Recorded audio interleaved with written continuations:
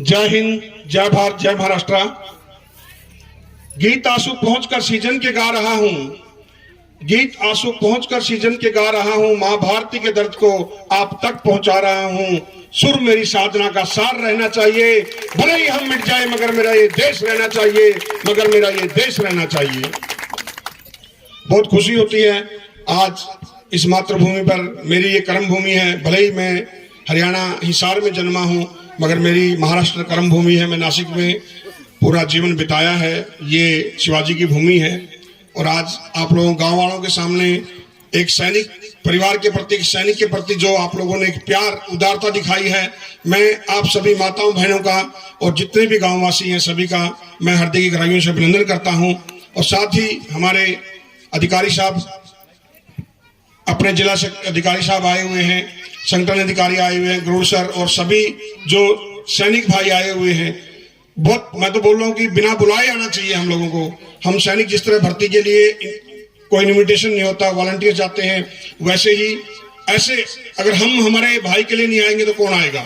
तो पहल हम लोग, बहुत कष्ट है, प्राउड भी रहता है उनके माँ बाप के लिए कि एक शहीद का पिता कराने के लिए काफी कर्म करने पड़ते हैं। हजारों तप करने के बाद भी देश सेवा का मौका नहीं मिलता है। सैनिक जो हम वर्दी पहनते हैं, वर्दी नहीं, हमारी अंतरात्मा होती है। ये हम लोगों ने कोई तप किए होंगे जब हमें ये वर्दी मिली है, वरना ऋषि मुनि पहले कितने तप करते थे सेवा के लिए मगर सेवा नहीं मिलती थी। तो वैसे ही परिवार को दुख जरूर है, लेकिन उसके साथ में एक माँ बाप को भी एक प्राउड है कि एक शहीद का माँ बाप कहलाना कितना गर्वान्वित महसूस करता है। देशमुख सिर्फ खाली इस गांव महाराष्ट्र के नहीं थे, पूरे भारतवर्ष के थे। आज पूरा हिंदुस्तान उनको याद करता है, नमन करता है। एक 23 साल के जो युवा है, जैसे हम लोग आज सुभाष चंद्र बोस को बोलते हैं, या नेताजी अपना अब्दुल कलाम, ये अपना भगत सिंह, जिन्होंने हंसते हंसते फांसी लगा ली थी, हमने किसी ने नहीं देखा उनको, मगर आज आपके सामने 21 साल का आपका बेटा वही भगत सिंह है। हर सैनिक भगत सिंह है आज।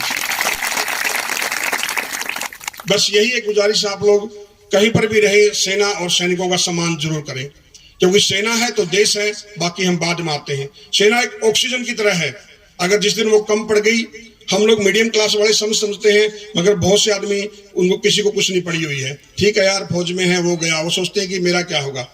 मैं ज्यादा टाइम नहीं लेता, लेकिन 2 मिनट कविता करने के बाद में एक कविता बताता हूं पहले सर के लिए।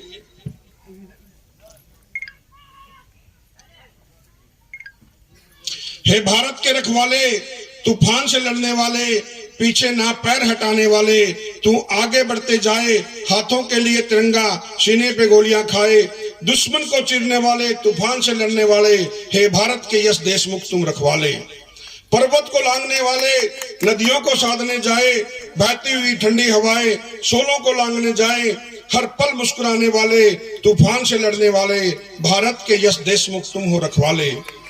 तो भारत भूमि के रक्षक, तेरे शौर्य पे हम नतमस्तक, खुद जिंसान निछावर कर, दयाला जीवन करते, सार्थक सम्मान दिलाने वाले, तूफान से लड़ने वाले, भारत के रखवाले, तुम यश देशमुख भारत के रखवाले।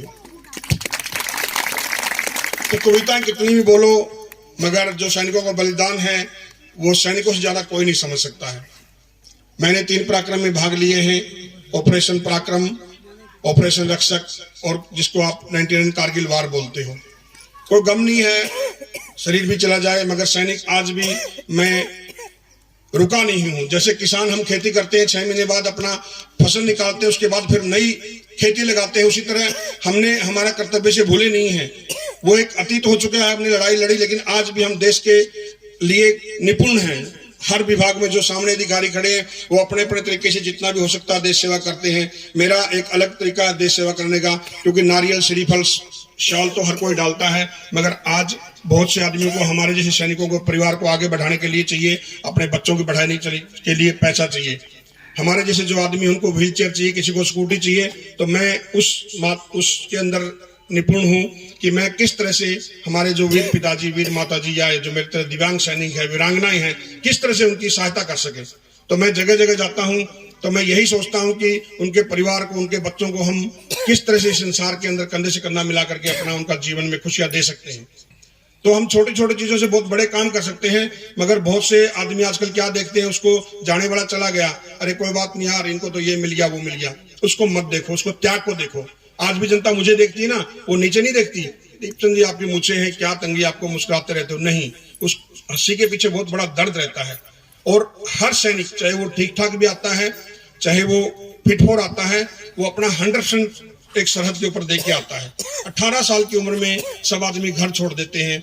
वो खुशनसीब है कि भाई चलो ठीक ठाक से आ गए, मगर वो भी अपना 100% देके आते हैं, क्योंकि हर सैनिक का एक अलग अलग अपनी ड्यूटी रहती है और वो पूरी कोशिश करता है कि मैं अपनी मातृभूमि के लिए, क्योंकि एक सैनिक है ना, हम सब देशभक्त जरूर हैं, मगर मिट्टी की जो असली खुशबू है ना, वो सैनिक ही जानता है कि हमारी मातृभूमि की खुशबू क्या है। वो सैनिक से ज्यादा कोई नहीं जानता। और आप लोगों के अंदर से ही हम लोग आए हैं, क्योंकि आप जितनी भी माताएं बहनें हैं, आप लोगों को मैं नतमस्तक नमन करता हूं, क्योंकि अगर आप लोगों की कोख से हम जन्म नहीं लेते तो हम कहां से युद्ध लड़ सकते थे। उसमें आप लोगों का बहुत बड़ा योगदान है मतलब।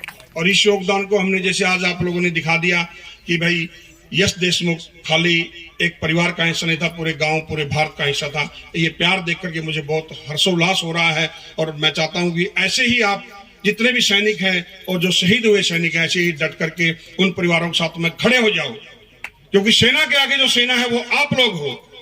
आप लोगों का कर्तव्य बनता है कि जब सैनिक शहीद हो जाता है तो उसके परिवार को कैसे देखना है। तो है अंधेरा बहुत, अब सूरज निकलना चाहिए, और जैसे भी हो मौसम ये बदलना चाहिए। जो चेहरे हर रोज बदलते हैं नकाबों की तरह, धूम से जनाजा उनका निकलना चाहिए, धूम से अब जनाजा उनका निकलना चाहिए। बहुत से आदमी हमारे ऐसे हैं, जैसे सूरजमुखी का पेड़ आपने देखा होगा ना, वो जहां सूरज रहता है उसी तरह मुंह घुमा लेता है। तो हमारे आज हम लोगों में भी ऐसी पारंपरिक होगी, जहां हमें स्वार्थ नजर आता ना, हम वहीं घूम जाते हैं। नहीं, ऐसे नहीं करना है। हम लोगों ने अपना निजी स्वार्थ हटा करके देश हित के बारे में सोचना है। कोई कमी नहीं रहेगी। मैं आपको बता रहा हूं, मैं आपके सामने हूं, इस कंडीशन में भी क्यों खुश रहता हूं, क्योंकि दूसरों के प्रति प्यार होना चाहिए। कोई आगे बढ़ रहा है तो उसको हमने तिरस्कार नहीं करना, टांग नहीं खींचनी, आगे बढ़ो। अपने भी खुश मिलना चाहिए कि नहीं यार कोई तो है आगे बढ़ रहा है। तो ये भावना बदलनी चाहिए। और यहाँ महाराष्ट्र में एक चीज बड़ी मेरे को तो बहुत गंदी लगती है। क्यों लगती है? क्योंकि हम उस संस्कार से आए। यहाँ आड़नेव काय तुझा, सरनेव काय तुझा। क्या हम लोग आड़नेव ये पैदा हुए थे क्या? हम बेमतलब के पैदा हुए। हमारे लिए कोई हमन किया था कि किसी ने कि हम पैदा होंगे? मुहूर्त देखा था किसी ने? जितने भी यहाँ बैठे ना बिना मुहूर्त के पैदा हुए हैं। और हम जन्म लेते ही ये मुहूर्त देखो गुरुजी, हमने मकान लेना है, शादी करनी है। क्यों मुहूर्त देखना है भाई? जब हम पैदा हुए थे तब मुहूर्त देखे थे क्या? वो मुहूर्त के चक्कर में तो आज ऐसी नौबत आ चुकी, जनता अपनी बीवी बदले करने के चक्कर में रहती है। ये ठीक नहीं है, दूसरी करेंगे शादी। क्यों ऐसे करते हैं? कोई सरनेम आड़नेम के अंदर कोई मतलब नहीं होता। कैसे भी बंदा जन्म लिया हुआ वो उसके हाथ में नहीं है। चाहे वो झुग्गी झोपड़ी में हुआ हो, चाहे राजा के महल में हुआ हो, कर्म महान होने चाहिए। आज जितने भी हम, चाहे बाबा साहब भीमराव अम्बेडकर को लगा लो, चाहे किसी को भी लगा लो, आज उनके कर्मों से हम लोग महान मानते हैं। जन्म से नहीं मानने ना। जन्म तो रावण का भी हुआ था, लेकिन आज कौन उनको महान मानता? कितना विद्वान था रावण, मगर उसके कर्म क्या थे आप बताइए? आज भी उसको हम उस नजर से देखते हैं। रावण जैसा कोई विद्वान नहीं था, मगर उसने कर्म अच्छे नहीं किए, आज उसको हम लोग उस नजर से देखते हैं। उसी तरह आज ये जाति मजहब इसको छोड़िए, जो हमारी सेना एकजुट होकर लड़ती है, वैसे ही आप देखो आज कितने प्यार से बैठे हुए हो। अभी हम बीमार हो गए थे, डॉक्टरों के पास जाते हैं, कौन सी जाति मजहब देख करके दवाई लेते हैं। तो फिर क्यों किसको पीछे पड़े हो? तुझा आड़नाव का किसको क्या ऊंचा नीचा दिखाना? हम सब भारतीय हैं, भारतीय बनने की कोशिश करिए। जब ये बन जाएंगे हम लोग। और ये आप लोगों को मैं क्यों बोल रहा हूं? क्योंकि गांव के अंदर से ही बहुत बड़े विकास होकर के ही बंदे शहर में जाते हैं। तो हमने यहीं से शुरुआत करनी है। आज मेरे 2 बेटे हैं, एक बेटी है, एक बीवी है। आज उनसे पूछिए, मेरा बेटा 21 साल का है, तुझा क्या है नाम, सरनेम क्या? नहीं, मैंने अपने घर को बदला हुआ है, कोई सरनेम नहीं है। क्योंकि हम सरनेम के चक्कर में रहेंगे तो फिर पूरा जीवन वैसे बीत जाएगा। हम देश को कब करेंगे, काम देंगे? तो आप लोगों से भी मैं यही बात लेके जा रहा हूं कि यहाँ गांव में रहते हैं, किसी को ऊंचा, हम लोग सब भारतीय, सब बच्चे हैं। ये देखो छोटे छोटे बच्चे हैं, ये कल भविष्य बनेंगे। तो हम सब एकजुट हैं, एक है हमारा संस्कार। आपसे छोटा हो, गरीब हो, हम कोई त्योहार आता है, कोई भी गणपति आती है, सब एक ही जैसी पूजा करते हैं। कोई छोटी कर लेता है, कोई बड़ी कर लेता है, पैसे के हिसाब से पूजा होती है, मगर अंदर तो हम लोग इकट्ठी करते हैं ना। तो वो चीज रहिए, वो चीज रखिए।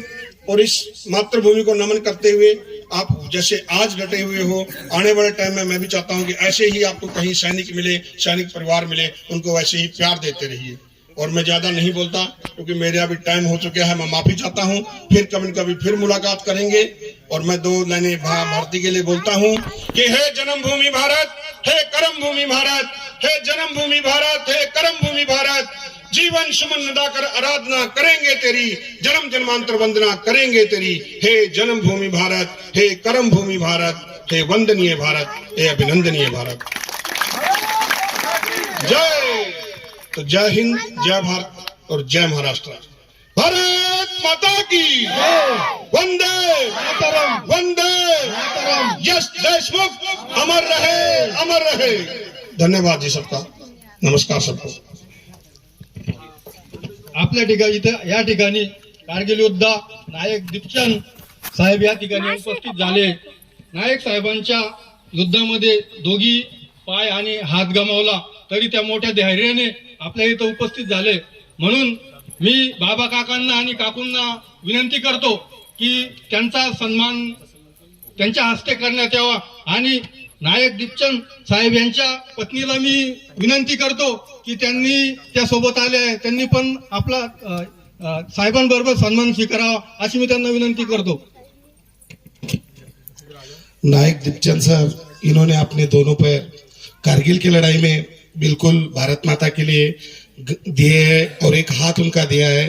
जोरदार उनके ताली से सम्मान कीजिए। नायक दीपचंद सर हरियाणा से बिलोंग करते, नासिक में रहते। उनकी मैम भी अभी इंडियन आर्मी के लिए काम करती है और साफ सदैव पूरे भारत में दौरे करते रहते और सभी को प्रेरणा देते रहते और सदैव खुश नसीबात नजर आते हैं। आज उनकी दोनों पैर, एक हाथ नहीं है, फिर भी किसी जवान से कम नहीं है। इसलिए मैं उनके लिए कहना चाहता हूं, इसलिए मैं उनको कहना चाहता हूं, केळीच्या पानवर साखरचा शिरा, केळीच्या पानवर साखरचा शिरा। आमच्या दीपचंद नायकला कोणी नडलं त्याला उभा चिरा, त्याला उभा चिरा। आमचे दीपचंद नायक साहेब आज इथे पिंपळगाव मध्ये येऊन उन्होंने जो शोभा बढ़ाई है, क्योंकि उनको मराठी सब समझ में आती है लेकिन बोलना कम आता है, इसलिए मैं उनके लिए हिंदी में कहूंगा।